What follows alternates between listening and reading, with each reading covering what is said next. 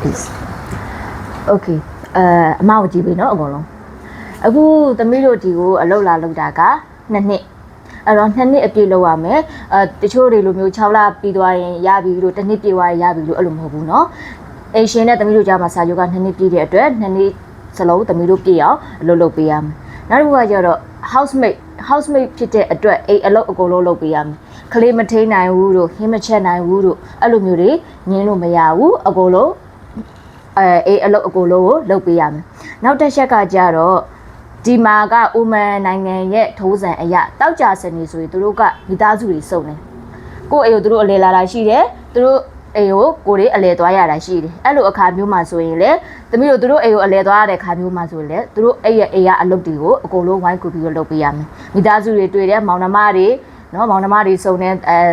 မိဘတွေအိမ်ကိုသွားတယ်အဲ့ဒီခါမျိုးမှာလေ housemate ဖြစ်တဲ့အတွက်သမီးတို့တခြား housemate တွေနဲ့အတူတူကူပြီးတော့အကုန်လုံးလုပ်ပေးရမယ်နောက်တစ်ခုကကြတော့တကယ်လို့သမီးတို့မှာပြဿနာတစ်ခုခုရှိလာတယ်ဆိုရင်အမားတို့ရုံအကြောင်းကြားပေးနော်ဒီမှာ Jasmine ရှိတယ်အမားရှိတယ် Jasmine ကိုပြောလို့ရတယ်အမားကိုပြောလို့ရတယ်သမီးတို့ဘာသာသမီးတို့စုပ်ဖြတ်လို့မရဘူးနောက်တစ်ခုကကြတော့သမီးတို့အိမ်ပြောင်းကျင်နေဆိုရင်နော်အိမ်ပြောင်းကျင်နေဆိုရင်သမီးတို့ဘာသာသမီးတို့စုပ်ဖြတ်ပြီးတော့မှအိမ်ပြောင်းမယ်လို့ဘာလို့အဲ့လိုမျိုးအိမ်ရှင်ကိုတွားပြောလို့မရဘူးအမားတို့ရုံအကြောင်းကြားပေးအမားတို့ကဖြည့်ရှင်းပြီးလို့ရတဲ့ကိစ္စမျိုးဆိုရင်ဖြည့်ရှင်းပေးမယ်ဖြည့်ရှင်းပြီးလို့မရတဲ့ကိစ္စမျိုးဆိုရင်လည်းအမားတို့ကိုယ်တိုင်ပြန်ခေါ်မယ်အဲ့လိုမဟုတ်ဘဲနဲ့ရုံးကိုပြန်ပို့ပြီးလို့သမီးတို့ဘက်ကနေဓာတ်ရိုက်ပြောခဲ့တယ်ဆိုရင်သမီးတို့အတွက်ကုန်ကြခဲ့တဲ့မတိုနီးယားဖို့ ID ဖို့ဗီဇာဖို့တွေအကုန်လုံးကိုသမီးတို့ပြန်ရောပေးရမယ်နော် Okay Look at me. You guys, everybody agree?